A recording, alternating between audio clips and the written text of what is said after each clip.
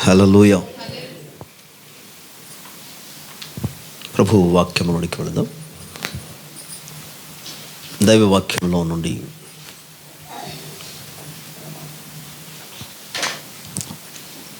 ద్వితోపదేశ కాండం 7వ అధ్యాయం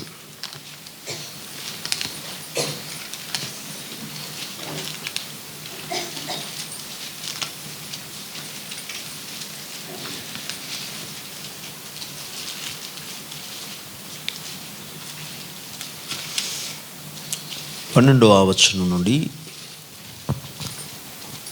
చదువుకుందాం. ద్వితీయోపదేశ కాండము 7వ అధ్యాయము 12వ వచనము నుండి చాలా ఉంది, కానీ జస్ట్ మనం 12, 13 వచనాలు మాత్రం చదువుకుందాం. మీరు ఈ విధులను విని వాటిని అనుసరించి నడుచుకునేడల నీ దేవుడైన యెహోవా తాను నీ పితరులతో ప్రమాణము చేసిన నిబంధనను నెరవేర్చి నీకు కృప చొప్పును ఆయన నిన్ను ప్రేమించి ఆశీర్వదించి అభివృద్ధి చేసి నీకిచ్చిదనని నీ పితరులతో ప్రమాణము చేసిన దేశంలో నీ గర్భఫలమును, నీ భూఫలమును, నీ సస్యమును, నీ ద్రాక్షారసమును, నీ నూనెను, నీ పశువుల మందలను, నీ గొర్రెల మందలను, మేకల మందలను దీవించును. ఆమేన్. చిన్న ప్రార్థన. ప్రేమ నమ్మదగిన మా తండ్రి, మీ నామానికి వందనాలు, స్తోత్రాలు. నీవు సజీవుడైన దేవుడవు నాయన. నీవు మాతో మాట్లాడమని ప్రార్థిస్తున్నాం. మనుష్యుల మాటలు వినడానికి మేము రాలేదు నాయన. నీవు మాట్లాడితే వింటామని ఆశతో వచ్చున్నాము. నీవు మాట్లాడితే మా జీవితాలకు క్షేమం నాయనా. మేము దీవించబడతాము నాయన. కనుక నీవే మాతో మాట్లాడమని ప్రార్థిస్తున్నాం. వినగల చెవులు, గ్రహించగలిగిన హృదయాలు మా అందరికీ అనుగ్రహించము. అల్పుడను నీ పాదధుని తండ్రి, మీ దాసుని నీ అందు మీరు మరుగుపరిచి మానవ జ్ఞానాన్ని సంపూర్ణంగా మీరు మరుగు చేసిన ఆయన నీ వాక్ జ్ఞానము చేత, నీ వాక్ శక్తి చేత మరి నింపి ఆత్మజ్ఞానముతో మీరు మాట్లాడమని ప్రార్థిస్తున్నా. నీ కృప మీద ఆధారపడి నీ ఆత్మ సహాయమును కోరి నీకే స్తుతి స్తోత్రములు వందనాలు చెల్లించుకుంటూ యేసు ప్రభు నామములో ప్రార్థించుచున్నాము తండ్రి. ఆమేన్. ప్రభు నామమునకి సకల మహిమ, ఘనత, ప్రభావము కలుగునుగాక. మన తండ్రి అన్న దేవుని నుండి, ప్రభు అయిన యేసుక్రీస్తు నుండి కృపా సమాధానములో మనందరికీ తోడై ఉండునుగాక.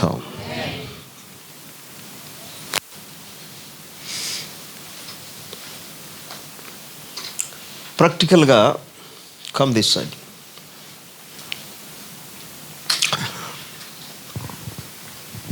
దేవుని యొక్క లేఖన భాగాలు మనం గమనిస్తుండగా ఈ 12వ వచనంలో మీరు ఈ విధులను విని వాటిని అనుసరించి నడుచుకొనిన ఎడల అన్నాడు.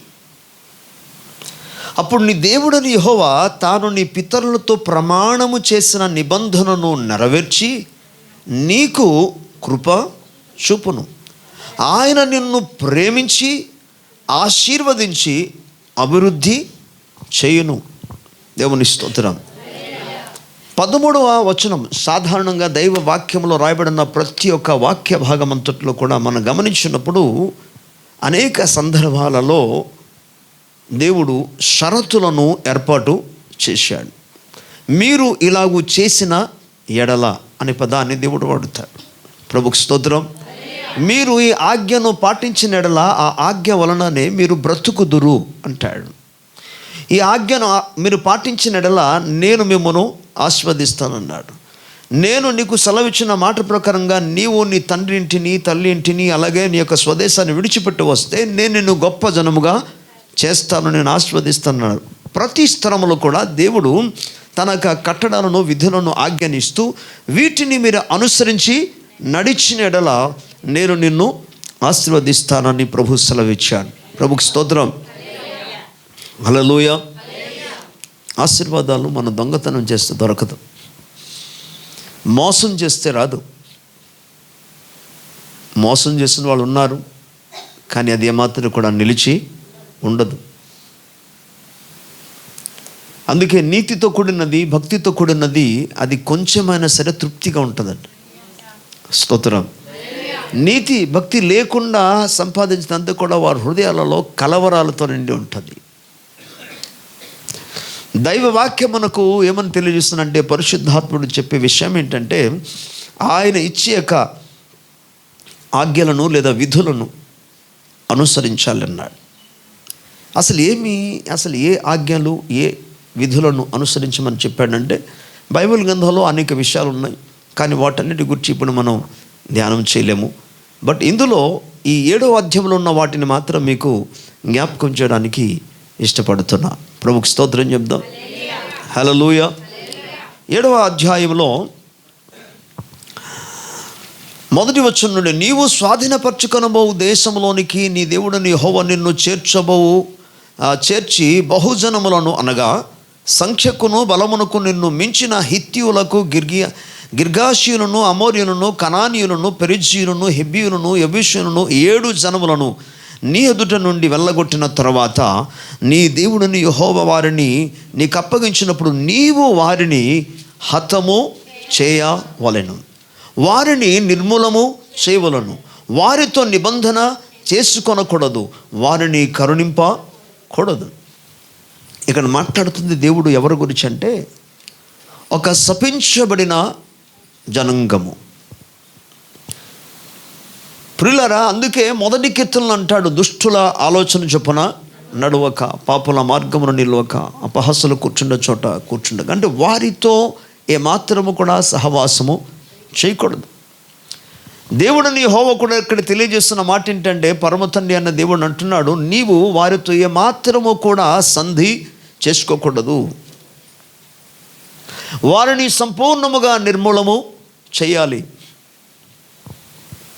ఇజ్రాయేల్ ప్రజల జీవితాల్లో దేవుడు అలా మాట్లాడడానికి కారణం ఏంటంటే, వారు తమ క్రియల చేత దేవునిని వారు ఎంతగానో బాధింపారు, దేవుని హృదయాన్ని నొప్పి కలుగు చేశారు, దేవుని హృదయాన్ని వేదన పుట్టించారు. ఎవరు? ఇజ్రాయేల్ ప్రజలు మాత్రం కాదు, ఆయన సర్వ శరీరులకు దేవుడు కనుక మానవులు ఎవరైనా సరే, మీరు గమనించండి, ఒక దేశస్థుడు మరొక దేశం మీద యాక్షన్ తీసుకోవడానికి అవకాశం ఉందా? చెప్తారా? ఇప్పుడు ఇండియా వాడు అమెరికాలో ఉన్న ప్రభుత్వం మీద, ఓకే, వాటి మీద ఏమైనా సరే యాజమాన్యాన్ని చలాయించగలడా? చెప్పాలి, చేయలేడు. ఏ దేశంలో ఉన్నవాడు ఆ దేశం మీదే. మరి యెహోవా దేవుడికి ఎందుకు అన్ని దేశాల్లో తనకు అసలు యాజమాన్యాన్ని వహిస్తున్నాడు? Because he is the God of all flesh. ఆయన సర్వ శరీరులకు దేవుడు.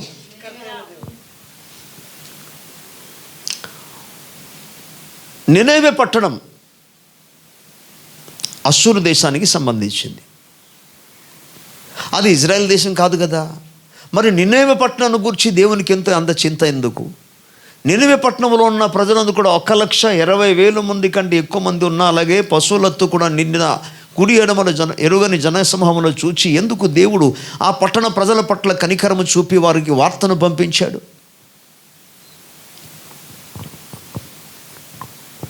ఆయన సర్వ శరీరులకు దేవుడై ఉన్నాడు. హల్లెలూయా, హల్లెలూయా. బబులోను దేశంలో అసలు దేవుడు ఎందుకు బబులోను దేశాన్ని తన స్వాధీనం చేసుకొని, బబులోను దేశము ద్వారా అనేక దేశాలను కూడా, సామ్రాజ్యం అంటారు, ఒక రాజ్యానికి పరిపాలన చేసిన వాడు రాజు, కానీ అనేక రాజ్యాన్ని పరిపాలించిన వారిని ఏంటంటే సామ్రాజ్యాన్ని, ఆయనకి గొప్పవాడు అంటారు, రాజులకు రాజు అంటారు. అసలు ఏమొచ్చిందని దేవుడు ఒక అన్యుల రాజుకి అన్ని దేశమంతా కూడా అతని చేతికి అప్పగించడం ఏంటి?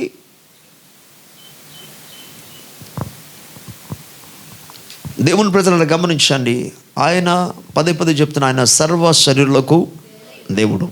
అందుకే ఏ దేశస్థుడనేది కాదు. అక్కడ ఎవరైనా సరే దేవునికి వ్యతిరేకముగా, దేవుని వాక్యానికి వ్యతిరేకముగా, దేవుని కట్టడలకు వ్యతిరేకముగా, దేవుని యొక్క శాసనములకు విధులకు వ్యతిరేకముగా ఎవరు జీవించినా దేవుడు ఏమాత్రం కూడా సహించలేడు.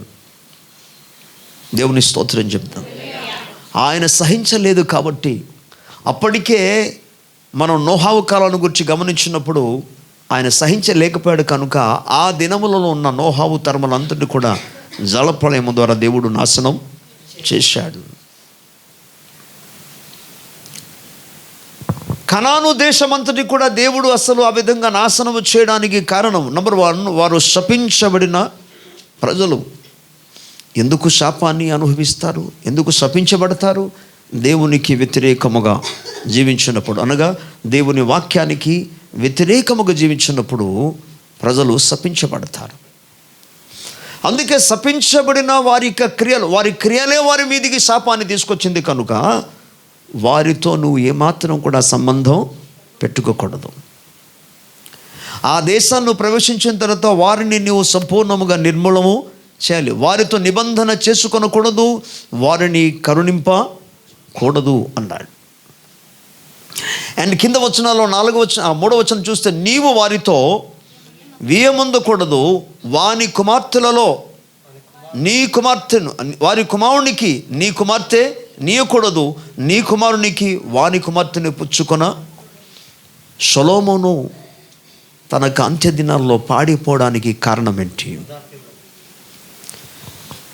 సొలొమోను దేవుని చిత్తము నుండి సంపూర్ణముగా తొలగిపోవడానికి ఏకైక కారణం ఏంటంటే, అన్యులతో అతడు సహవాసము చేసి ఐగుప్తు దేశంలో ఉన్న వారిని పెళ్లి చేసుకొని వారు చెప్పిన మాట ప్రకారంగా నడిచి దేవుడు అతన్ని ఆశీర్వదించి ఆయన అడగలేనంత ఐశ్వర్యము, ధనాన్ని, సంపద అనుగ్రహిస్తే ఆ సంపదతోనే, దేవుడిచ్చిన సంపదతోనే యెరూషలేములోనే ఆయన అన్య దేవతల కొరకు బలిపీఠాలు నిర్మించాడు.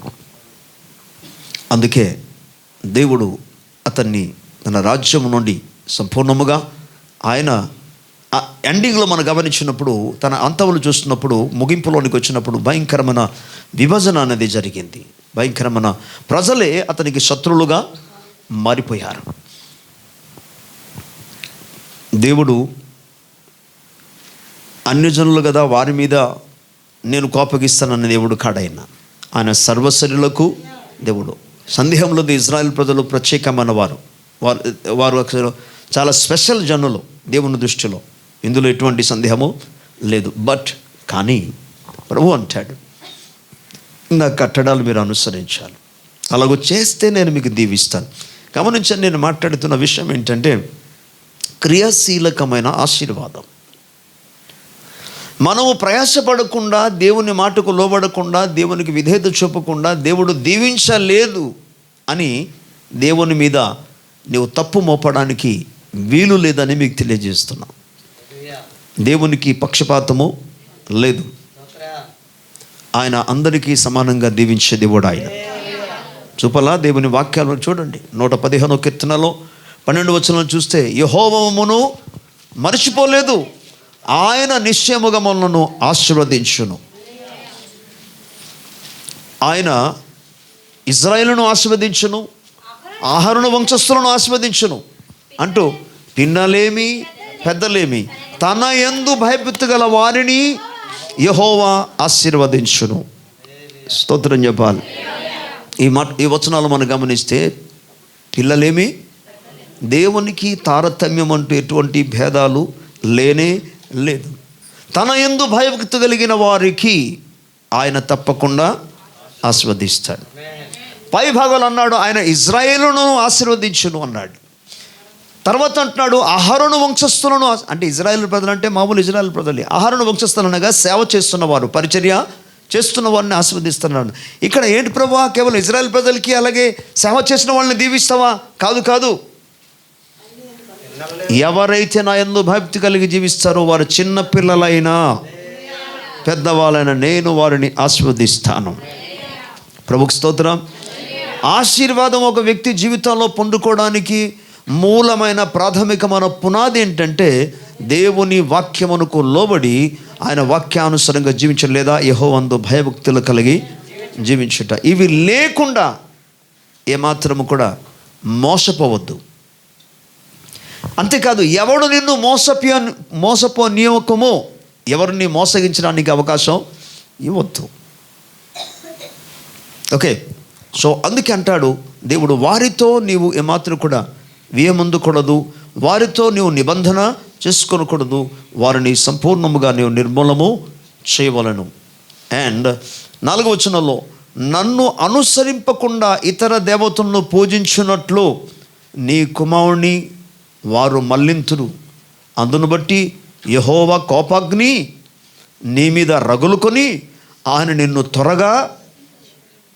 ఎప్పుడైతే వారితో నువ్వు సంబంధం చేస్తావు, గమనించండి, వారు అన్య దేవతలను ఆరాధన చేయడానికి ప్రేరేపిస్తారు. అప్పుడు నా కోపం మీ మీదకి రగులుకుంటుంది, మీ పిల్లల మీదకి రగులుకుంటుంది.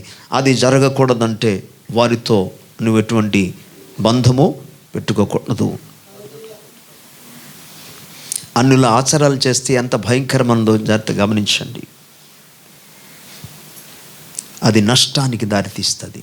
దేవుని కోపము నీ మీదికి వచ్చినట్టుగా చేస్తుంది, దేవుని ఉగ్రత నీ మీదకి వచ్చినట్టుగా చేస్తుంది. నీకు దేవుని కటాక్షము కావాలా, దేవుని ఉగ్రత నీకు కావాలా? దేవుని దయ నీకు కావాలా, దేవుని కోపం నీ మీదకి రావాలా?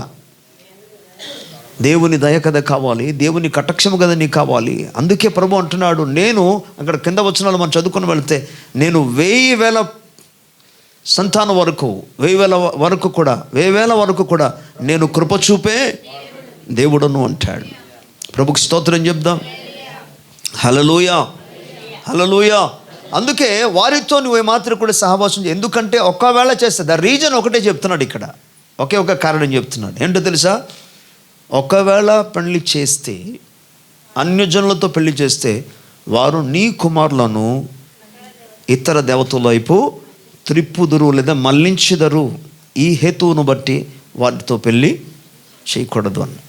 పెళ్లి చేస్తే ఏమవుద్ది? అది ఒకటే కాదు, పెళ్లి చేస్తే వారితో నీవు బంధుత్వం వస్తుంది. ఇక వారిని వదలడానికి అవకాశం లేదు. వాళ్ళతో నువ్వు సహవాసం చేయాలి, వాళ్ళతో కలిసి ఉండాలి.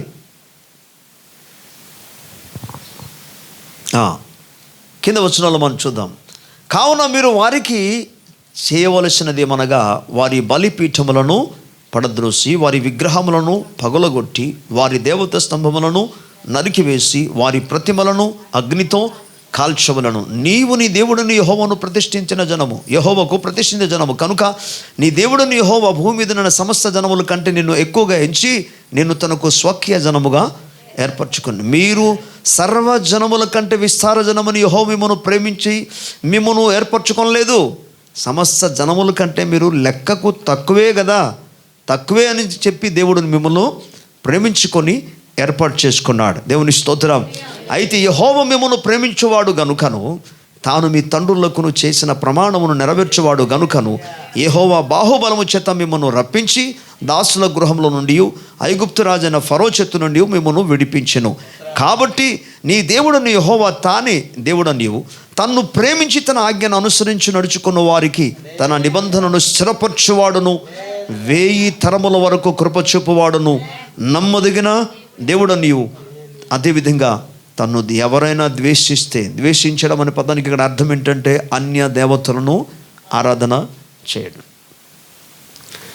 ఓకే, ఎవడైనా సరే తనను ద్వేషిస్తే ప్రతి వానికి బహిరంగముగా నశింపచేయుటకు వానికి దండన విధించువాడు నీవు తెలుసుకొనవలెను.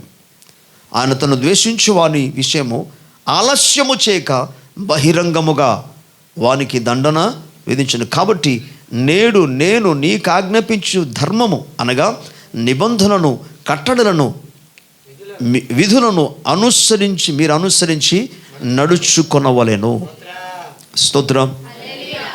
చాలా విషయాలు ఉన్నాయి. అందులో మొదటి భాగం ఏంటంటే, అన్య జనులతో నువ్వు సంబంధము కలిగి ఉండకూడదు, వారి ఆచారాలు ఏమాత్రం చేయకూడదు, వారు చేసినట్టు వాటిలో దేనికి కూడా నువ్వు అవకాశము ఇవ్వకూడదు. అది నీకు అలాగ జరిగితే నీకు ఆశీర్వాదము కాదు. దేవుని ఆజ్ఞను అనుసరించగలిగితే, ఆయన మాత్రం నువ్వు సేవిస్తే ప్రభువు ఆయనందు భక్తి కలిగి ఉన్నప్పుడు నిన్ను దీవిస్తాడు. దేవుని స్తోత్రం. మన పితరులతో ఆయన వాగ్దానం చేస్తున్నట్టుగా, ప్రమాణం చేస్తున్నట్టుగా, నిబంధన చేస్తున్నట్టుగా ఆయన నీ మీద తన కృప చూపుతాడు. ఇప్పుడు 13వ వచనంలోకి వెళ్దాం. ఆయన నిన్ను ప్రేమించి ఆశీర్వదించి అభివృద్ధి చేసినట్లుగా. ప్రభుకి స్తోత్రం చెప్దాం. అలాగూ చేస్తే దేవుడు ఏం చేస్తాడు? నంబర్ 1, నిన్ను ప్రేమిస్తాడు. నంబర్ 2, నీ మీద ఆయన కృప చూపుతాడు. నంబర్ 3, నిన్ను ఆశీర్వదించి ఆయన అభివృద్ధి పరుస్తాడు. ప్రభుకి స్తోత్రం. హల్లెలూయా. యథార్థంగా నీ గుండె మీద చేయి ఉంచుకొని, ప్రభువా నేను నిన్ను మాత్రము సేవిస్తున్నాను, నిన్ను మాత్రం ఆరాధన చేస్తున్నానని ఎవరైనా చెప్పగలిగితే గుండె ధైర్యంతో నువ్వు ప్రభు దగ్గర ప్రార్థన చేయొచ్చు. ప్రభువా, నీ వాక్యం ఇలా చెప్పావు కదా. గత కాలంలో జ్ఞాపకం చేశాను, మనం ప్రార్థన చేస్తున్నప్పుడు దేవుని వాగ్దానములను మన చేత పట్టుకొని, ప్రభువా నువ్వు ఇలాగ వాక్యంలో సెలవిచ్చావు కదా, నువ్వు మాట ఇచ్చావు కదా, వాగ్దానం చేసావు కదా, నిబంధన చేసావు కదా, నీ మాట చొప్పున దావీదు ప్రార్థన చేశానని చెప్పాను కదా. ప్రభువా నీ మాట చొప్పున మీ దాసుని ఇప్పుడు ఆస్వాదించు. కాబట్టి దేవుని లేఖనం సెలవిస్తుందంటే క్రియాశీలముగా దేవుడు ఈ రీతిగా ఆస్వాదిస్తాడు. అందుకే మీరు గమనించండి, ఇప్పటి వరకు కూడా దేవుడు తన మహాకనికరాన్ని, దయాను బట్టి ఇజ్రాయేలు ప్రజలను ఎంతగానో ఆయన దీవించాడు. ఆయన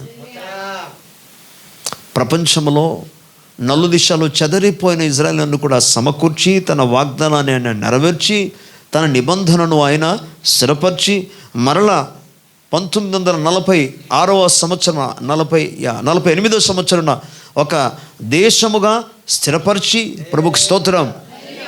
హల్లెలూయా. మన దేశం ఎప్పుడు నుండి ఉంది? స్వాతంత్రం వచ్చింది మన దేశానికి 1947 సంవత్సరం. కానీ నేను అడిగేది ఏంటంటే మన దేశం ఎప్పటి నుండి ఉంది అని.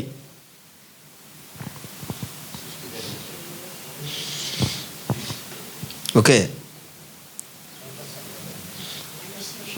సరే మీకు దాని గురించి ఇప్పుడు వివరణ కాదు. కానీ నేను చెప్పే విషయం ఏంటంటే ఇజ్రాయేల్ దేశము స్థిరపరచబడినది కంటే ఎన్నో సంవత్సరాల ముందు నుండి ఉంది. కానీ మన దేశ అభివృద్ధి ఎంతవరకు వచ్చింది? ఇంకనూ స్వాతంత్రం ఇచ్చేస్తే మనం ఏదో చేసేద్దాం, అదే చేసేద్దామన్నారు. మొత్తానికి వరల్డ్ బ్యాంక్ నుండి భయంకరమైన లోన్ తీసుకొచ్చి అప్పుల్లో నిండి ఉంది మన దేశం. ఇంకా అభివృద్ధి చెందలే. కానీ ఒక్కసారి ఇజ్రాయెల్ దేశాన్ని గురించి ఎప్పుడు స్థాపించబడింది మళ్ళీ చెప్తున్నాను.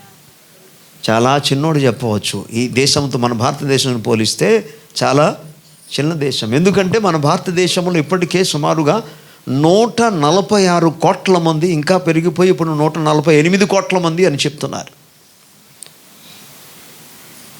స్తోత్రం చెప్పాలి. 146 కోట్ల మంది ఉన్నారు. 146 కోట్ల మంది ఉన్నారు. ప్రభుకి స్తోత్రం. ఇజ్రాయెల్ దేశంలో ఎన్ని కోట్ల మంది ఉన్నారు తెలుసా? దగ్గర ఇప్పుడు 1 కోటికి వచ్చారు. 1 కోటి. మనదేమో 1, 2, 3, 10, 20, 30, 50, 60, 70, 80, 90, 100, ఇంకా 110, 130, 146 ఎన్ని కోట్ల మంది ఉన్నారు. ఏ అభివృద్ధి పొందింది? ఇప్పుడు టాపిక్ కాదు, కానీ అనవసరంగా ఈ మధ్యనే ఒక అంతర్జాతీయ AI సమ్మిట్ పెట్టి మన దేశానికే సిగ్గుపరిచేశారు. ఏడ్ చేస్తాం, అంత అభివృద్ధి చెందింది మన దేశం.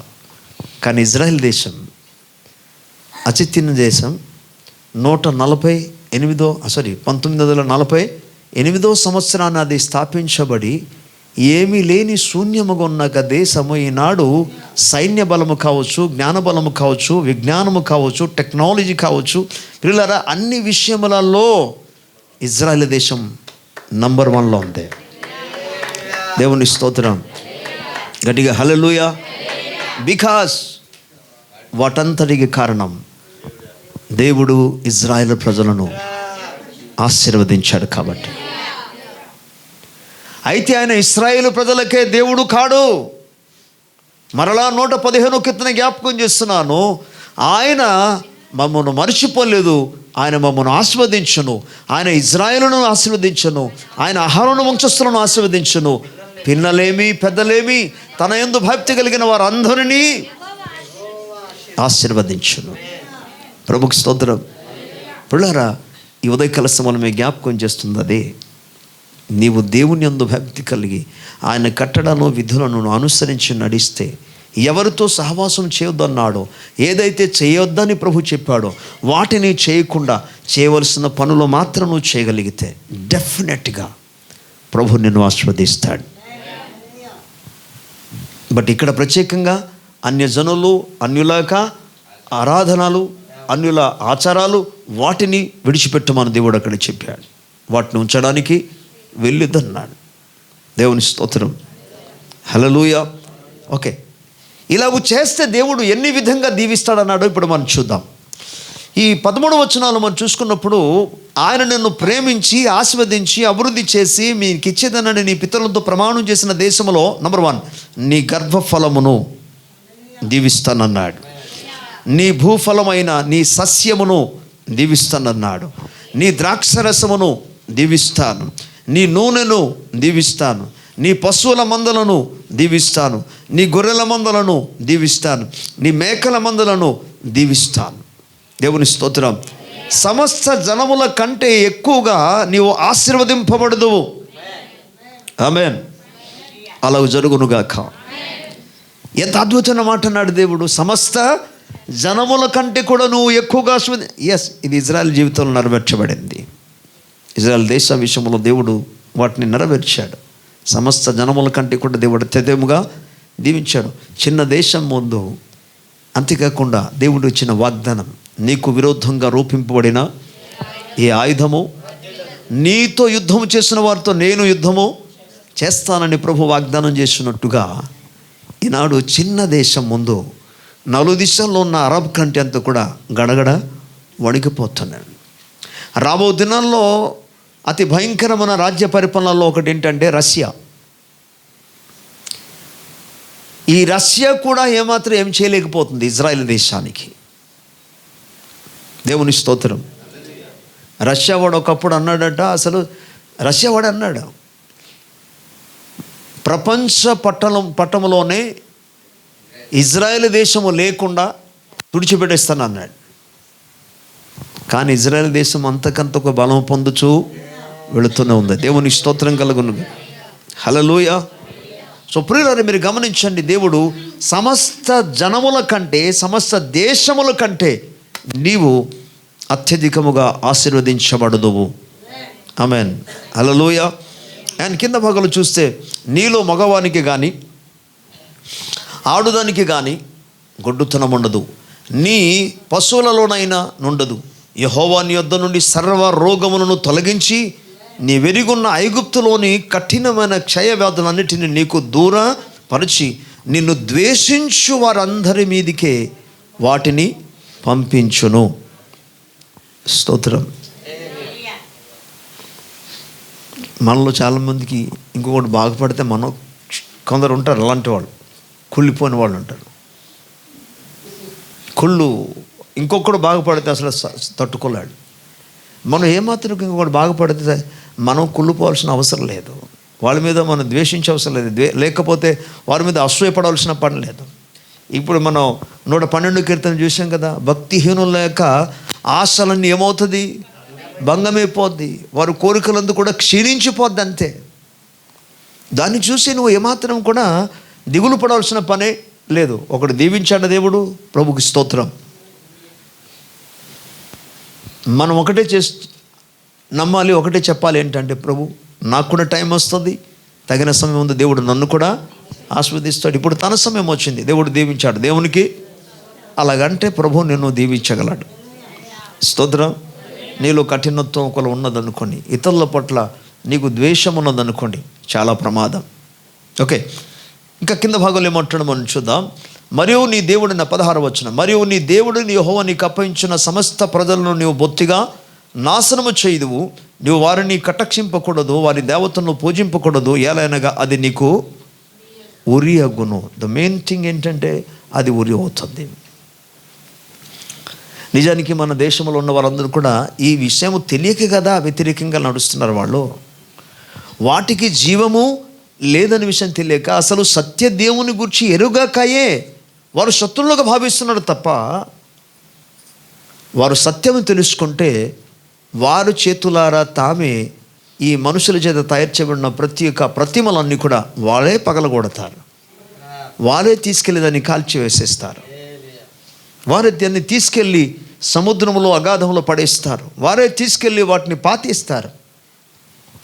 ప్రభుకు స్తోత్రం, హల్లెలూయా.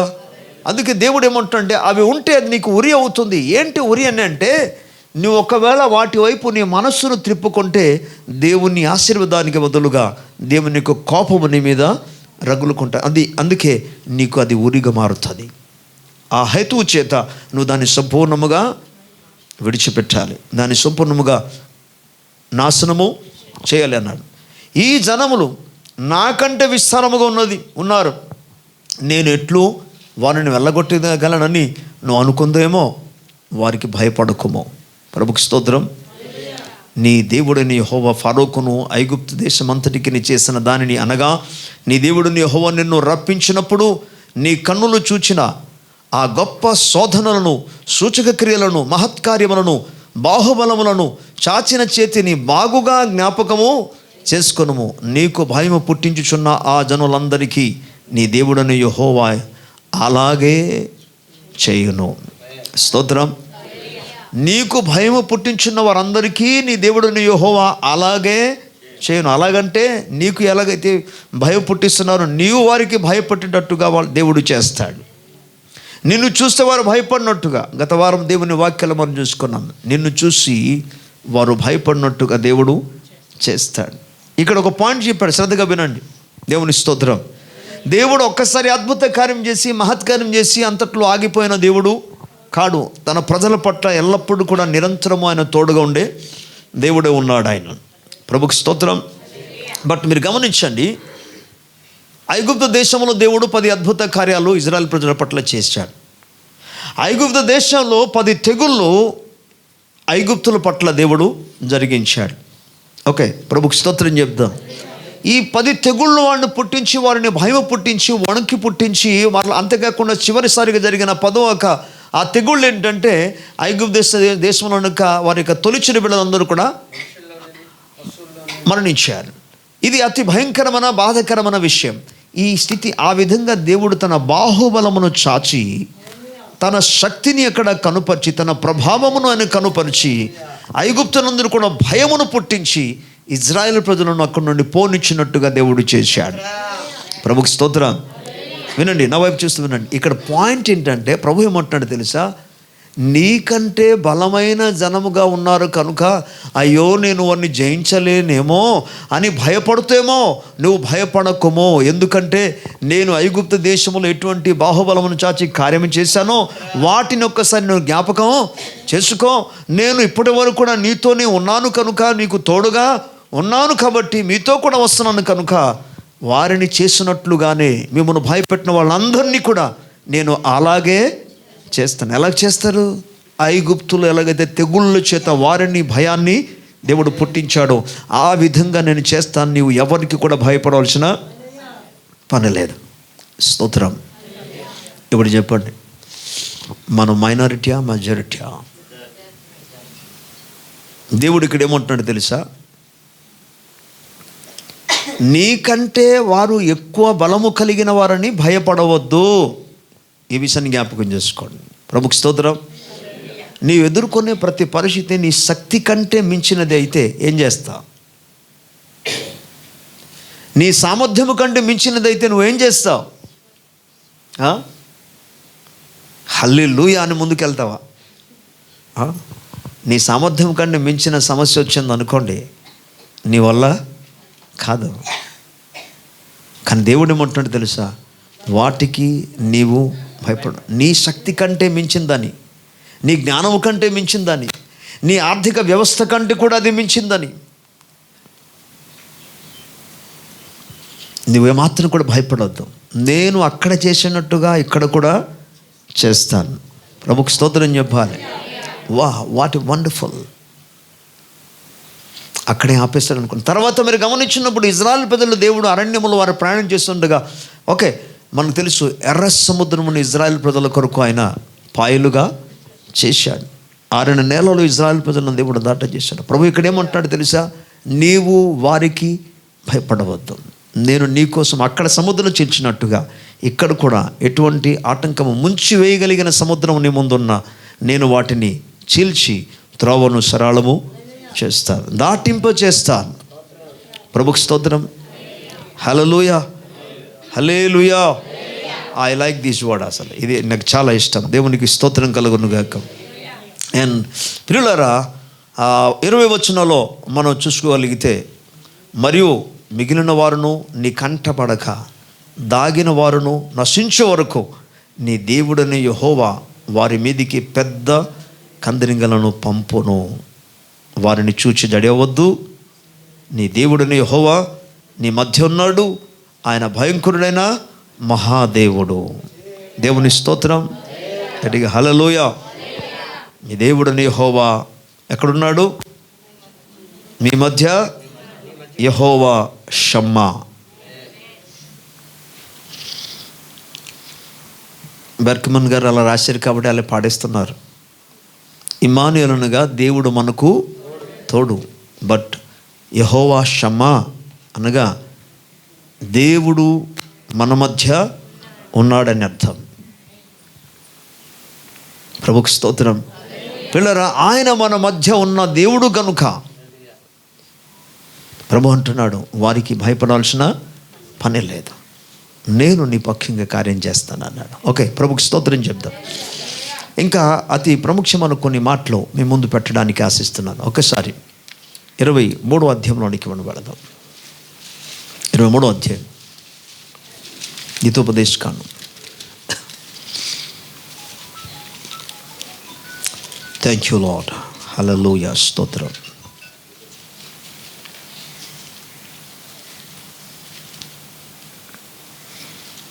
కొన్ని ప్రాక్టికల్ విషయాలు ఇక్కడ చెప్పాడు. క్రియాశీలకం అనేది జాగ్రత్తగా వినండి. నేను చదువుతూ వెళతాను. మొదటి వచనం నుండి, గాయము నొందిన వృషణములను గలవాడి కానీ మర్మంగము కొయ్యబడిన వాడి కానీ యెహోవా సమాజములో చేరకూడదు. కుండు యెహోవా సమాజములో చేరకూడదు. వానికి 10వ తరము వాడైనను యెహోవా సమాజములో చేరకూడదు. ఇక్కడ దేని గురించి చెప్పబడిందంటే పరిశుద్ధతను గురించి చెప్పబడింది, పవిత్రత గురించి. ఓకే, శుద్ధి కలిగి ఉండాలి అనే అంశాల్లో మాట్లాడాను. 3వ వచనం, అమ్మోనీయుడు కానీ మోయాబీయుడు కానీ యెహోవా సమాజంలో చేరకూడదు. ఇక్కడ దేవుని వాక్యం ఉంటుందంటే వారి మధ్య నుండి. కొరింథీ రాసిన 2వ పత్రికలో మనం చూస్తాము, 6వ అధ్యాయంలో 14వ వచనం నుండి రాయబడిన ప్రకారముగా విశ్వాసికి అవిశ్వాసితో పాలు ఎక్కడిది అంటాడు. ఒక క్రీస్తునకును బిలియమునకును ఏమి ఒత్తిక సంబంధం అంటాడు. చీకటికి వెలుగులకు ఏమి సంబంధం, దేవుని ఆలయమునకును అలాగే బిలియముకి ఏమి సంబంధం అంటాడు. ఈ విధంగా మాట్లాడుతూ ప్రభు ఏమన్నాడంటే, కాబట్టి నీవు వారి మధ్య నుండి బయలువెడాలి, ప్రత్యేకముగా ఉండిన ఎడల నేను మీకు దేవుడైన ఉందును, మీరు నాకు ప్రజలై ఉందును, నేను మీకు తండ్రినే ఉందును, మీరు నాకు కుమారులై ఉందురు అని ప్రభు సెలవిచ్చాడు. ప్రభుకు స్తోత్రం. కనుక వారి మధ్య నుండి బయలువెడాలి, నువ్వు ప్రత్యేకంగా జీవించాలని ఈ లేఖనాలు మనకు తెలియజేస్తుంది. ప్రభుకు స్తోత్రం. ఎలానగా 4వ వచనం, మీరు ఐగుప్తు నుండి వచ్చుతుండగా వారు అన్నపానములు తీసుకొని మిమ్మును ఎదుర్కొన రాక నిన్ను శపించుటకు బహుమానములు ఇచ్చి నదుల యారాములోని పేతరులో నుండి నీకు విరోధముగా బెయోరు కుమారుడైన బిలామును పిలిపించాడు. ఇక్కడ అమ్మోనీయుడు అలాగే మోయాబీలు గురించి మాట్లాడాడు. అక్కడ జరిగిన ప్రాబ్లం ఏంటి వినండి, నా చూస్తూ వినండి. అమ్మోనీయులు మోయాబీలు, ఇజ్రాయేల్ ప్రజలు ఐగుప్తు దేశం నుండి బయటికి వచ్చిన తర్వాత అమ్మోనీయులు మోయాబీలు. అమ్మోని ఎవడు, మోయాబు ఎవడు? సరే వినండి, చెప్తాను వినండి. అమ్మోను మోయాబు వీరువురు ఎవరంటే లోతు కుమారుడు. గత వారం కూడా చిన్న జ్ఞాపకం చేసి నాకు అనిపిస్తుంది. ఈ లోతు కుమారులతో దేవుడు ఇజ్రాయెల్ ప్రజలను ఏమంటే, ఈ వాగ్దాన దేశమైన కనాను దేశానికి వెళ్ళక మునుపు ఆ మార్గము గుండా వెళ్ళవలసిన మోయాబు దేశం నుండి వెళ్ళవలసిన స్థితి వచ్చింది.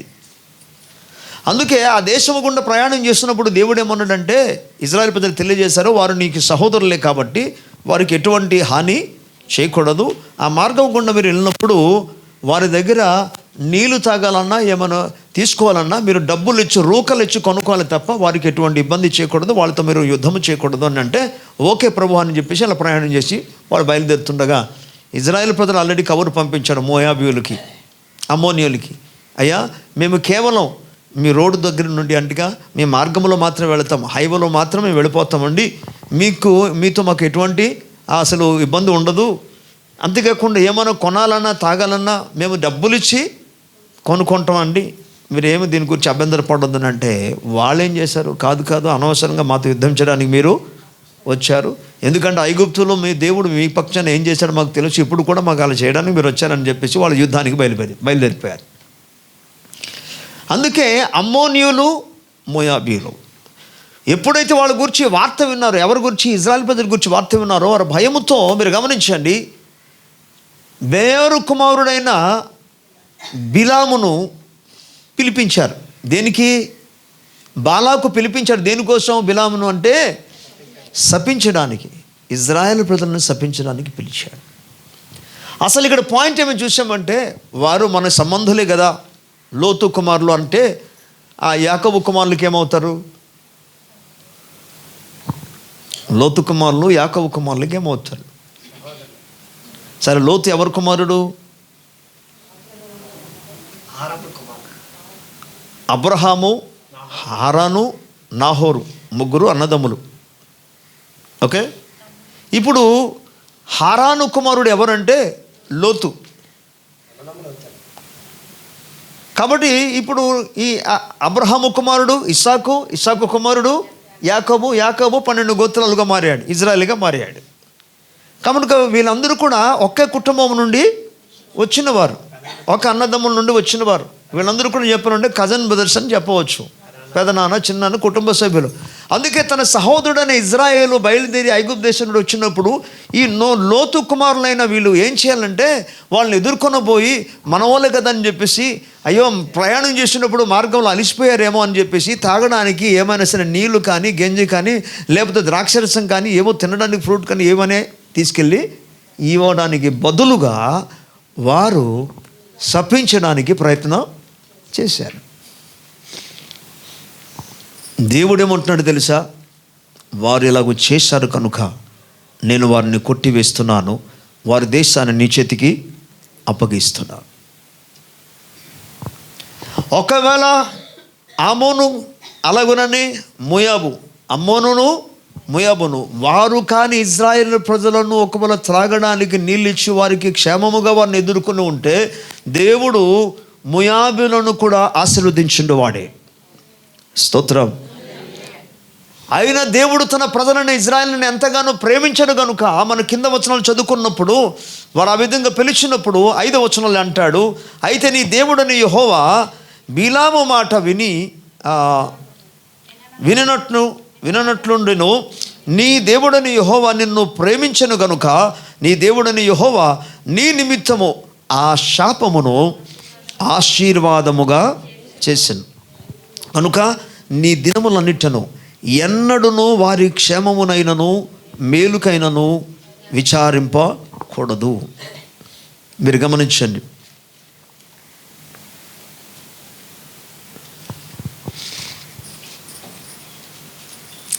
ఎదోమీయులు నీ సహోదరులు గనుక వారిని ద్వేషింపకూడదు. ఇక్కడ పాయింట్ ఏమన్నాడంటే, ఐగుప్తు దేశంలో నీవు పరదేశమే ఉంటివి కనుక ఐగుప్తులను చూడండి, మాట్లాడగొంది మీరు గమనించండి, వారిని ద్వేషింపకూడదు అన్నాడు. ఎవరిని ద్వేషింపకూడదు? ఎదోమీయులను ద్వేషించకూడదు అన్నాడు. తర్వాత ఏమంటున్నాడు? ఐగుప్తులను ద్వేషించొద్దు అన్నాడు. మనకి ఎలా ఉంటుంది? ఇంతకాలం మనకు చెరలో ఉంచారు, ఇప్పుడు ఒప్పుకుంటున్నారండి ఎవరైనా సరే. ఇంతకాలం మన తమ స్వాధీనంలో ఉంచారు, ఇలాని వాళ్ళ మీద ఫుల్ కోపంతో రగిలిపోతుంటారు. దేవుడు ఏమంటున్నంటే వారి మీద నువ్వు ఏమాత్రం కూడా ద్వేషము, ఓకే, వారు మీ మీద ఒకవేళ ఇబ్బంది కలిగించినా, మీకు శ్రమ పెట్టినప్పటికీ కూడా ఆ దేశంలోనే మీరు బ్రతికున్నట్లుగా, మీకు తినడానికి ఆహారము సమస్తాన్ని కూడా వాళ్ళ ద్వారా కదా మీకు దొరికింది, కాబట్టి వారి మీద నువ్వు ఎన్నడూ కూడా ద్వేషం పెట్టుకోకూడదు అన్నాడు. దేవుని స్తోత్రం. ఎవరి ద్వారా అయితే మనకు మేలు కలుగుతుందో, ఎవరి ద్వారా అయితే మనకు క్షేమం కలుగుతుందో, వారి మీద మన ఎన్నడూ కూడా ద్వేషం పెట్టుకోకూడదు. ఇది సరైనది. అలాగూ చేస్తే దేవుని యొక్క ఆశీర్వాదం ఉండదు. ఎందుకు దేవుడు ఇజ్రాయెల్ ప్రజలకి ఇలాగ అంటున్నాడు? ఇలా చెప్పడానికి కారణం ఏంటంటే, మీరు అలాగూ చేయగలిగితే మీకు శపించడానికి వచ్చినా ఎవరు వచ్చినా ప్రతిసారి కూడా ఆ శాపాన్ని నేను ఆశీర్వాదముగా మారుస్తాను. స్తోత్రం. తోటి సహోదరుల మీద నువ్వు ఎన్నడూ కూడా ద్వేషము పెంచుకోకూడదు. అలాగూ చేస్తే నిన్ను ఎవరైనా శపించడానికి వచ్చినా ఆ శాపాన్ని నేను కొట్టివేసి శాపమునకు ప్రతిబదులుగా ఆశీర్వాదాన్ని ఇస్తాను. దేవుని స్తోత్రం. This is practical. అందుకే ఎవరి మీద మనం ద్వేషము కలిగి ఉండకూడదు. అందుకే అంటాడు దేవుడు, సూర్యుడు అస్తమించక మునిపే మీ యొక్క కోపాన్ని విడిచిపెట్టాలి. ఎందుకు? భలే చెప్పారండి, ఆయన ఏం చేశాడు మీకు తెలుసా అని మనం అంటాం. కానీ నీవు ఆశీర్వదించబడాలి అంటే, నీవు దీవించబడాలి అంటే వారి మీద నీకు ఎటువంటి ద్వేషము ఉండకూడదు. అది నీ దీవెన కొరకు, నీ మేలు కొరకు, నీ క్షేమం కొరకు. ప్రభుకు స్తోత్రం. హల్లెలూయ. అలాగే 23వ అధ్యాయంలో 19-20 వచనాన్ని ఒకసారి మనం చదువుకుందాం. నీవు వెండికే కానీ ఆహార ద్రవ్యమునే కానీ వడ్డీకి వేయబడు దేనిని నీ సహోదరులకు వడ్డీకి ఇవ్వకూడదు.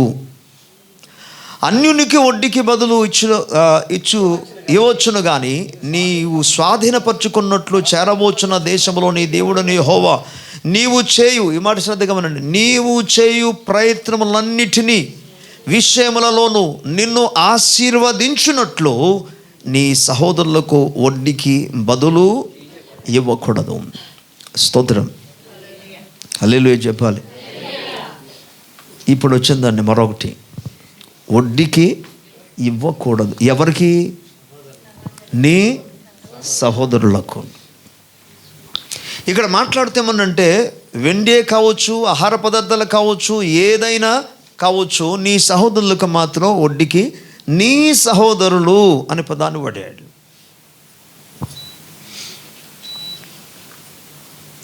కాబట్టి నువ్వు ఆ విధంగా చేయగలిగితే, ఇప్పుడు ప్రభు ఏమంటాడు చూడండి, ఎలా ఉంటుంది? అయ్యో బాబు, వీళ్ళేమో ఏదో డబ్బులు కావాలని వచ్చారు, మనం వాళ్ళకి డబ్బులు ఇస్తేమో వడ్డీ లేకుండా డబ్బులు ఇవ్వాలి అంటే మనం నష్టపోతాం కదా అక్కడ అని అనుకుంటారు. కానీ దేవుడు దానికేమంటాడు, నువ్వు అలాగూ చేస్తే నీవు చేయు ప్రయత్నములన్నిటినీ విషయములలో నిన్ను ఆశీర్వదిస్తాను. దేవుని స్తోత్రం. దేవుడు ఇంకనూ నిన్ను దీవిస్తూ ఉంటాడు. ఇంకనూ దేవుడు నిన్ను ఇంకనూ దేవుడు నీ చేతి పనులను ఆయన సఫలపరుస్తూనే ఉంటాడు. దేవుని స్తోత్రం కలుగును గాక. హల్లెలూయా. కాబట్టి అందుకన్నాడు వడ్డీకి చెప్పండి ఇవ్వకూడదు. ఇంకో విషయం చెప్పనా, ఏమనుకోదు, వడ్డీకి ఇచ్చిన వాడు పరలోక రాజ్యంలో అతి పరిశుద్ధ స్థలంలో ప్రవేశించలేడు. నేను 15 కీర్తన ప్రకారంగా చెప్తున్నాను.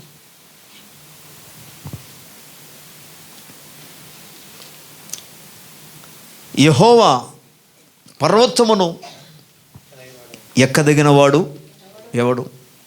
ఆయన పరిశుద్ధ స్థలముందు నివసింపదగినవాడు ఎవడు అంటూ అనేక దానికి కేటగిరీ చెప్తూ క్వాలిటీ చెప్తాడు. అక్కడ క్వాలిఫికేషన్ గురించి అర్హతను గురించి మాట్లాడు. అక్కడ అంటాడు తన ద్రవ్యమును వడ్డీకి ఇవ్వడు. ఓకే, ఈ లేఖనాన్ని మనం గమనించినప్పుడు దేవుని ప్రజలారా, వడ్డీకి ఇవ్వకుండా నేను కాబట్టి అందుకే వాళ్ళని ఇబ్బంది పెట్టకూడదు ఎవరికైనా సరే. ప్రభుకు స్తోత్రం. ఇంకా కొన్ని లేఖనాలు చూపిస్తాను. ఇలాగూ చేస్తే ప్రభు ఏమంటాడు తెలుసా, నీవు చేసే ప్రతి ప్రయత్నములలో నేను నిన్ను ఆశీర్వదిస్తాను. గట్టిగా స్తోత్రం చెప్పాలి. 24వ అధ్యాయంలోనికి ఒకసారి వెళ్దాం. 24వ అధ్యాయం ఆ పక్కనే ఉంది. 10వ వచనం నుండి, నీ పొరుగు వానికి ఏదైనా నీవు ఎరువు ఇచ్చిన ఎడల అతని యొద్ద తాకట్టు వస్తువు తీసుకుంటకు అతని ఇంటికి వెళ్ళకూడదు.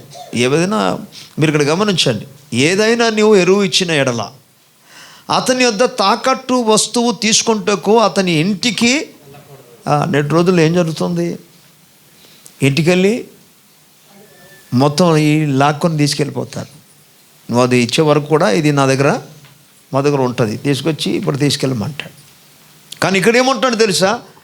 ఇంటికెళ్ళి నువ్వు తీసుకోకూడదు. ఆయన ఒకవేళ ఆయన తీసుకొని ఇచ్చాడు అనుకోండి, నువ్వు పట్టుకెళ్ళొచ్చు అన్నాడు. ప్రభుకు స్తోత్రం చెప్పాలి. మీకేం అర్థమవుతుందా? హలో, వినాలి. ఇక్కడ మరలా నేను చెప్తున్నాను, నీ పొరుగువానికి ఏదైనా నీవు ఎరువు ఇచ్చిన ఎడలా అతని యొద్ద తాకట్టు వస్తువు తీసుకుంటకు అతని ఇంటికి వెళ్ళకూడదు. నువ్వు బయటే నిలవలెను.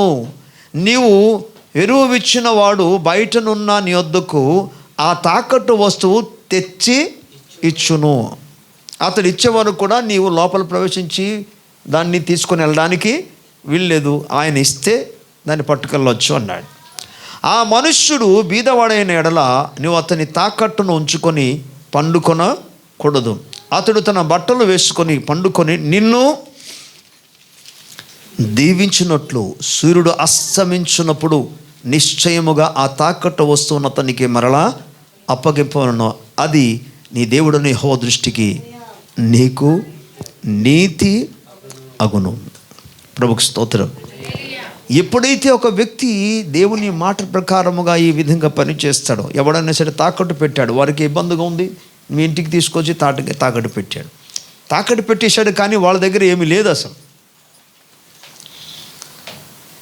ఆ రోజుల్లో ఇంకెంత భయంకరంగా ఉండేదంటే వారు కప్పుకొని దుప్పట్లు కూడా తీసుకెళ్ళి తాకట్లు పెట్టేవారు.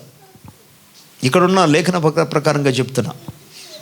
ప్రభుకు స్తోత్రం చెప్పాలి. హల్లెలూయా. అదే వాళ్ళ ఆధారం. ఈ కట్టుకొనే లేకపోతే కప్పుకొనే అయితే సాయంకాలం అయిన వెంటనే రాత్రి వస్తుంది కాబట్టి రాత్రి ఏం చేస్తారు? దాన్ని కప్పుకొనేవారు దేవునికి స్తోత్రం. యేసు రక్తం జయం చెప్పండి ఒకసారి. ఇటు చూడండి. స్తోత్రం. ఆ కప్పుకొనే దుప్పటిని ఒకవేళ ఆయన ప్రభువా నా దగ్గర కప్పుకోవడానికి కూడా దుప్పట్లేదు అని అన్న వెంటనే ఆ పదం ఎటువైపు వెళ్ళిపోతుంది? అసలు తప్పు ఎవరిది ఇక్కడ? మనం గమనిస్తే తీసుకెళ్ళి తాకట్టు పెట్టిన వాడిది కదా తప్పు అక్కడ. కానీ దేవుడు ఏమంటాడంటే, వాడు ఒకవేళ ప్రభువా నాకు ఇలాగ అయిపోయింది అన్నాడు అనుకో, మళ్ళీ నీకు ప్రాబ్లం అన్నాడు దేవుడు. నీ మీద నాకు కోపం వచ్చేస్తుంది. అందుకే సాయంకాలం అయిన వెంటనే ఆ దుప్పటి తీసుకెళ్ళి ఇచ్చి ఆయన కప్పుకొని ప్రభువా నేను తాకట్టు పెట్టినా సరే మరలా నాకు ఇచ్చేసాడని అన్న వెంటనే నేను నీ మీదికి నా ఆశీర్వాదాన్ని పంపిస్తాను అన్నాడు. ప్రభుకు స్తోత్రం. హల్లెలూయా. అది నీకు నీతిగా ఎంచబడుతుంది. నువ్వు నీతిమంతుడిగా ఎంచబడతావు. అందుకే 112వ కీర్తనలో మనం చూసుకున్న లేఖన ప్రకారముగా నీతిమంతుడు దాతృత్వము కలిగి ఉంటాడు, దయాళుడును అప్పిచ్చువాడే ఉంటాడు. దేవుని స్తోత్రం. అతడు ఏమాత్రం కూడా తన చేతులు ముడుచుకొనకుండా తన్ను అడుగు ప్రతి ఒక్కరు కూడా సహాయము చేసే వ్యక్తి. అతని నీతి నిరంతరము నిలిచి ఉంటుందని దేవుని వాక్యం సెలవిస్తుంది. ఇటువంటి నీతి కలిగిన వారి మీద దేవుడు తన యొక్క ఆశీర్వాదాన్ని ఆయన అనుగ్రహించేవాడే ఉన్నాడు. నీ సహోదరుడిదేమి, అలాగే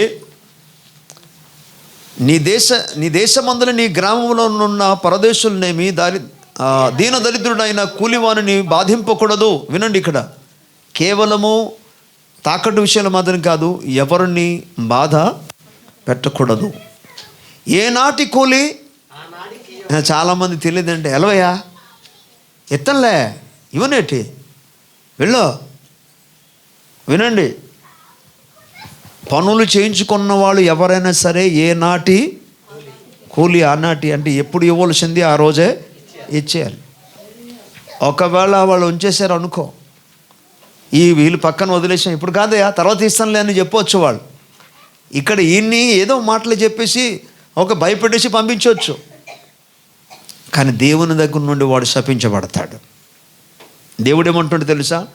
నువ్వు పని చేయించుకున్నావు, పనివాడు తన జీతానికి పాత్రుడు కనుక, అర్హుడు కనుక ఏ రోజు కూలి ఆ రోజే సాయంకాలం అయిందంటే ఇచ్చేయాలి, అంతే. స్తోత్రం, హల్లెలూయా. అందుకే ఎవరికైనా బాకీ ఉన్నారేమో చూసుకోండి. మనం ఎవరిది ఏ బాకీ అసలు ఉండకూడదు. ఎవరిది ఎప్పుడు ఒకళ్ళ దగ్గర పని చేయించామంటే ఎవరిది వాళ్ళకి ఇచ్చేయాలి, అంతే. అది మనం ఒకవేళ బేరం ఆడామనుకోండి, జస్ట్ ఫర్ ఎగ్జాంపుల్గా ఇది వర్క్ అయిన తర్వాత మీకు ఇస్తాను, అది వేరు. కాంట్రాక్ట్ ఇస్తారు, కాంట్రాక్ట్ అయిపోయిన వెంటనే అది క్లియర్ చేసేయాలి, అంతే. అది 1 వీక్ కావచ్చు, 10 days కావచ్చు, 1 month కావచ్చు. కాంట్రాక్ట్ అయిపోయిన వెంటనే చాలామంది ఇబ్బంది పెడుతుంటారు, తిప్పి తిప్పి తిప్పి ఇస్తారు. అది దేవుని దృష్టికి సరైనది కాదు. ఎప్పుడుది వారికి ఇచ్చేయాలి, ఏనాటి కూలి ఆనాడే ఇచ్చేయాలి, అప్పుడు అది ఆశీర్వాదంగా ఉంటుంది. దేవుని స్తోత్రం. సూర్యుడు అస్తమించు వెనుపక మునుపు వానికి ఇవ్వవలను. ఎప్పుడు ఇవ్వాలి చూడండి, అది కూడా చెప్తున్నాడు. సూర్యుడు అస్తమించక మునుపు ఇచ్చేయాలి, అంతే. దేవుని స్తోత్రం. వాడు వీధవాడు గనుక దాని మీద ఆశ పెట్టుకొని ఉండును. వాడు నిన్ను బట్టి యెహోవాకు మొర్ర పెట్టునేమో, అది నీకు పాపమగును. ఒకవేళ దేవునికి మొర్ర పెట్టాడు అనుకోండి, అది నీకు పాపం అవుతుంది. అండ్ కుమారుల దోషమును బట్టి, ఓకే, కింద వచనాలు చూద్దాం. 17వ వచనం, పరదేశికి కానీ తండ్రి లేని వానికి కానీ న్యాయము తప్పి తీర్పు తీర్చకూడదు. సాధారణంగా న్యాయం ఎక్కడ తప్పుతుంది? పరదేశంలో. మనవాడు కాదు కదా, మన దేశానికి సంబంధించిన వాడు కాదు కదా. అలాగే తండ్రి లేనివాడు అంటే అతని పక్షంగా మాట్లాడేవాడు ఎవరు లేరు. ఎవరు లేరు కదా అని చెప్పేసి నీకు ఇష్టం వచ్చినట్టుగా నువ్వు తీర్పు తీర్చడానికి వెళ్ళలేదు. నువ్వు న్యాయానుసారంగా తీర్పు తీర్చాలని ప్రభు వాక్యం సెలవిస్తుంది. విధవరాలు కూడా వారి వస్త్రమును తాకట్టుగా తీసుకొనకూడదు. నీవు ఐగుప్తులో దాసుడే ఉండగా నీ దేవుడు నీ యెహోవా నిన్ను అక్కడ నుండి విమోచించి నన్ను జ్ఞాపకం చేసుకొని వెళ్ళను. అందుచేత ఈ కార్యం చేయవలనని నీకు ఆజ్ఞాపించుచున్నాను. నీ పొలములో నీ పంట కోయిచున్నప్పుడు, ఈ మాట శ్రద్ధగా వినండి, నీ పొలములో నీ పంట కోయిచున్నప్పుడు పొలములో ఒక్క పన మరచిపోయిన ఎడల అది తెచ్చుకుంటకు నువ్వు తిరిగి. కొంతమంది చెట్లు ఉన్న జామకాయ తెంపనివారు. ఇక్కడ ఏమంటున్నాడు? ఒక జామకాయ ఎవరు తీసుకెళ్ళి పెద్ద ప్రాబ్లం ఏం లేదు. ఇక్కడ ఏమంటున్నాడు తెలుసా? ఇజ్రాయేల్ ప్రజలు పంటలు చేసినప్పుడు కోసినప్పుడు ఒక పన మర్చిపోయాడట ఎవరో ఒకడు. దేవుడు ఏమంటున్నాడంటే, నువ్వు మర్చిపోయావు కదా, దాన్ని మళ్ళీ తీసుకురావడానికి వెళ్ళవద్దు. ఒక పన కదా ఉంది. అది అలాగుంటే ఎవరు తీసుకెళ్తారు? బీదవాళ్ళు వెళ్తారు. ఏరుకోవడానికి వెళ్ళేవారు దాని బీదవాళ్ళు వెళ్ళి దాన్ని తీసుకెళ్తారు. అది వాళ్ళకి ఇస్తే నేను నిన్ను ఆశీర్వదిస్తాను. దేవుని స్తోత్రం. ఎందుకు దాన్ని విడిచిపెట్టాలి? అంతేకాదు, ఈ పంట కోసినప్పుడు కానీ, లేకపోతే పనులు మోసుకొని వచ్చినప్పుడు కానీ కొంత వదిలేయాలి. ఎవరి కోసం? బీదల కోసం. ఒక్క ఉద్దేశంతో నువ్వు వదిలేయాలి. నువ్వు సోమరిగా వదలడం కాదు. అక్కడ నువ్వు ఉద్దేశం ఏముండాలంటే, ఇది బీదలు తీసుకుంటారని వదిలేస్తే దేవుడు వాటిని జ్ఞాపకం చేసుకుంటాడు. దేవుడు నీవు చేసే ప్రతి ప్రయత్నాలను ఆయన ఆస్వాదిస్తాడు. దేవుని స్తోత్రం కలుగును. గట్టిగా హల్లెలూయా, హల్లెలూయా. నీ దేవుడైన యెహోవా, మీరు చూడండి ఆ పదంలో అంటాడు, నీ దేవుడైన యెహోవా నీవు చేవు పనులన్నిటిలోనూ నిన్ను ఆశీర్వదించినట్లు అది పరదేశులకును తండ్రి లేని వారికిని విధవరాండ్లకును ఉండవలెను. ప్రభుకి స్తోత్రం. దైవ వాక్యం అని సెలవిస్తుంది కదా. సామెతల గ్రంథం 22వ అధ్యాయంలో 9వ వచనం చూసి మనం ముగించుకుందాం. 22:9.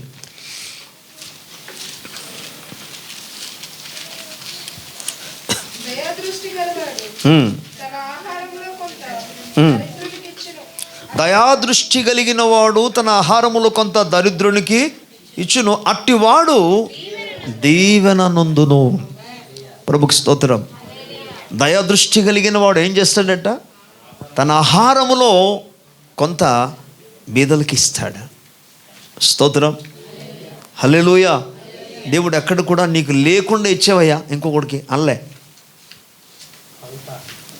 దేవుడు నీకు అనుగ్రహించిన కలిమిలో కొంత నువ్వు ఎలాగో సంతోషిస్తున్నావు కదా, ఎలాగో నువ్వు ఆనందిస్తున్నావు కదా, మంచిదే. ఆ ఆహారంలో కొంత మరొకడికి. అందుకే దేవుని బిడ్డలు ఎప్పుడు కూడా ఇచ్చే స్వభావం కలిగి ఉండాలి. దేవుని స్తోత్రం. ఎందుకంటే మనం అపొస్తలుల కార్యములు మనం చూస్తాం, పుచ్చుకొనుట కంటే ఇచ్చుట ధన్యత అన్నాడు. స్తోత్రం. లేఖనాలు మరలా ఏం చెప్తుంది? ఆయన విత్తువానికి విత్తనం ఇస్తాడు. ఎప్పుడైతే నువ్వు విత్తుచూ వస్తుంటావో దేవుడు ఇంకనూ విత్తడానికి ఇస్తాడు. దేవుని స్తోత్రం. ఆర్థికంగా విత్తితే ఆర్థికంగానే దేవుడు నిన్ను విత్తుతాడు. నీ మీద ఇంకా దేవుడు ఇత్తడానికి ఇంకా అనుగ్రహిస్తూనే ఉంటాడు. ప్రభుకు స్తోత్రం. నేను ఈరోజు చెప్పే ప్రతి ఒక్క మాటలు గమనించండి. ప్రాక్టికల్గా, క్రియాశీలముగా దేవుని సముఖంలో ఆయన ఆజ్ఞలను కూడా అనుసరించి నడుచుకున్నప్పుడు, దేవుని స్తోత్రం, నీవు నిశ్చయముగా నువ్వు ఫలిస్తావు అనే పదాన్ని దేవుడు వాడాడు. ఇంటికి వెళ్ళిన తర్వాత కూడా ఈ లేఖన భాగాన్ని జ్ఞాపకం చేసుకోండి. ఈ ద్వితీయోపదేశకాండం 7వ అధ్యాయంలో 12 నుండి 20 వచనమును కల లేఖనాన్ని, అదేవిధంగా ద్వితీయోపదేశకాండం 15వ అధ్యాయం 5 నుండి 11 వరకు, అండ్ ద్వితీయోపదేశకాండం 23వ అధ్యాయం 1-6 వచనాలు, 23వ అధ్యాయము 19-20 వచనాలు, 15వ అధ్యాయం 5 నుండి 11, ఇవన్నీ కూడా జ్ఞాపకం. అలాగే సామెతల గ్రంథం 22:9 వచనం ప్రకారముగా నీకు కలిగిన వాటిలో కొందరికి సహాయం చేయగలిగితే, ప్రభుకు స్తోత్రం, నీవు కొట్టాలు ప్రతి ప్రయత్నములలో ప్రభువు దాన్ని ఆశీర్వదిస్తాడు. నీకు దీవెన కలుగుతుంది. హల్లెలూయా. కాబట్టి ఈ హృదయాన్ని ఎన్నడూ కూడా కఠిన పరుచుకోవద్దు. ప్రభువు నీకు ఇచ్చాడా, అందులో కొంతైనా మరొకడికంటే ఎవరిని అనుకుంటారు? బీదవాళ్ళు, ఓకే, ఇబ్బందులు ఉన్న వారి విషయంలో వారి పట్ల మన కనికరం చూపవలసిన అవసరం ఉంది. Praise the lord. అలా చేస్తే నిశ్చయముగా లేఖనాల్లో మరలా ప్రభు ఏమంటే, దేశములో బీదలు ఉండక ఉంటారు, అందుకే నువ్వు నిశ్చయముగా వారి పట్ల మీ యొక్క చేతులు చాపవలెను అని ప్రభు అన్నాడు. దేవుని స్తోత్రం చెప్దామా? హల్లెలూయా. ఇది ద్వితీయోపదేశకాండంలోనే ప్రభు చెప్పిన మాట. ఇది ఒకసారి ఆ వచనాన్ని మీకు చూపిస్తాను.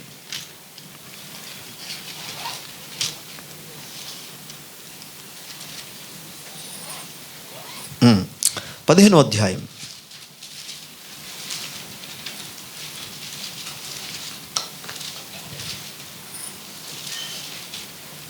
నేను చదివిస్తాను. జస్ట్ 7వ వచనం నుండి, నీ దేవుడు నా యెహోవా నీకు ఇచ్చుచున్న దేశమందు నీ పురములో ఎక్కడైనా నీ సహోదరులలో ఒక బీదవాడు ఉండిన ఎడల, బీదవాడనని నీ సహోదరుని కరుణింపక నీ చెయ్యి ముడుచుకొనక వాని కొరకు అవశ్యముగా చెయ్యి చాపి వాని అక్కర చొప్పున ఆ అక్కరకు చాలినంత అవశ్యముగా వానికి అప్పివ్వవలెను.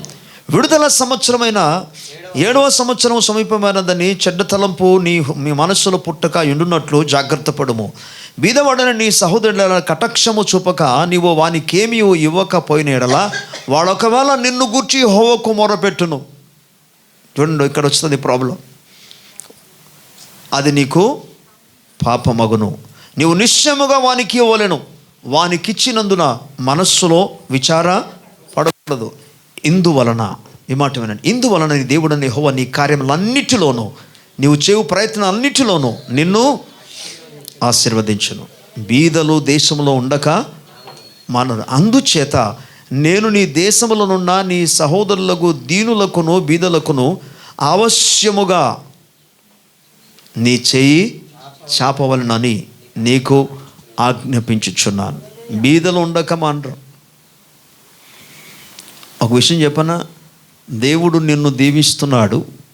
ఆ దీవెనను బట్టి కృతజ్ఞతాస్తుతులు చెల్లిస్తూ, బీదలు అసలు దేశంలో ఉండక మానరు, వారు ఎప్పటికైనా ఉంటారు కనుక నీవు వారిని సహాయము చేసే వ్యక్తిగా ఉండాలి. దేవుని స్తోత్రం. హల్లెలూయా. మానరు, అందుకే నువ్వు తప్పకుండా నీవు చేయి చాపాలి అంటున్నాడు దేవుడు. అలాగ చేస్తే ప్రభు అన్నాడు, నువ్వు కొట్లలో చేయు ప్రతి ప్రయత్నములలో నేను నిన్ను చెప్పాలందరూ ఆశీర్వదిస్తాను. కళ్ళు మూసుకోండి, ప్రార్థన చేసుకుందాం. విన్న వాక్యాన్ని బట్టి మన జీవితాన్ని మనం పరిశీలన చేసుకుంటాం. దేవుని కృప కొరకు మనం వేడుకుందాం. హల్లెలూయా, స్తోత్రం. ఆయన ప్రియులరా, మనకు తెలుసు ప్రతి ఒక్కరు కూడా దీవించబడాలని ఆశిస్తాం. కానీ దేవుడు ఈ దినాన క్రియాశీలకమైన ఆశీర్వాదం కొరకు మాట్లాడాడు.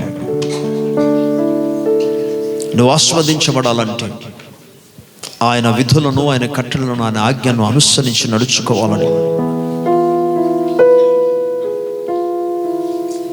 అన్యుల ఆచారాలను వారితో ఎటువంటి అనుబంధము కలిగి ఉండకుండా నేను జాగ్రత్త పరుచుకోవాలి. వారితో ఒకవేళ సహవాసము చేస్తే అది నీకు ఉరిగా మారుతుందని ప్రభు అన్నాడు. వారి మధ్య నుండి బయలువెడలను ప్రత్యేకంగా జీవిస్తే ప్రభు అంటున్నాడు, నీ గర్భఫలమును నేను ఆస్వాదిస్తాను. నీ దేవుడు నీ యెహోవా నిన్ను ప్రేమించి నీ మీద కృప చూపి నిన్ను ఆశీర్వదించి అభివృద్ధి పరచును అని వాక్యం సెలవిస్తుంది. అన్నిటిలో ప్రభు నిన్ను దీవిస్తాడు. మహోన్నతుడా, మహాగణుడా, సర్వశక్తి కలిగిన మా ప్రభు అని నామానికి వందనాలు. ఈ దినమునైనా నువ్వు ఏర్పాటు చేసిన నీ దివ్య వాక్యమును నీ ప్రజలకు అందజేస్తుండగా నీ ప్రజల హృదయాలలో అవి నాటబడి నూరంతలుగా ఫలించునుగా. కానాయన కట్టిన హృదయాన్ని సంపూర్ణంగా తీసివేసిన ఆయన విధుల పట్ల కనికరము, దయ, జాలి చూపగలుగున్నట్టుగా సహాయం చేయగలిగిన మనస్సును నాయన మీరు ప్రతి ఒక్కరికి అటువంటి హృదయాన్ని, అలాంటి ఆలోచనని మీరు అనుగ్రహించు దేవా. మీరు అలాగ చేయగలిగితే మా చేతి పనులను దీవిస్తానన్నావు, మా పక్షముగా యుద్ధం చేస్తానని సెలవించావు. మాకంటే బలమైన వారు ఉన్నా సరే, బలమైన శత్రువులు ఉన్నా సరే నాయన, నీవు వారిని ఐగుప్తు ప్రభనైన శత్రువులను ఏ విధంగా అయితే నాశనం చేశావు, వీరిని కూడా నాయన నీవు వాడగొట్టుతానని సెలవిచ్చావు. నీకు స్తోత్రాలు. ఆ ఉన్నతమైన దీవెనలు ప్రతి ఒక్క చేతి పనులలో, ప్రతి ప్రయత్నాలలో, ప్రతి ఒక్క ప్రభు ఆలోచనలో సఫలం పొంది దీవించబడి అనేకులకు నాయన దాతృత్వము కలిగి ఇచ్చేవారుగా, నీతిమంతుని యొక్క ఫలము నిరంతరం నిలిచినట్టుగా, వారి సంతానము నిరంతరము నిలిచి ఉన్నట్లుగా ఇట్టి ఉన్నత కృప ప్రతి ఒక్కరికి అనుగ్రహించమని యేసు ప్రభు నామములో ప్రార్థిస్తున్నాము తండ్రి. Amen. Praise the Lord. God bless you. ప్రభు అందించును గాక. అందులో లేచిన పడితే మన దేవునికి కానుక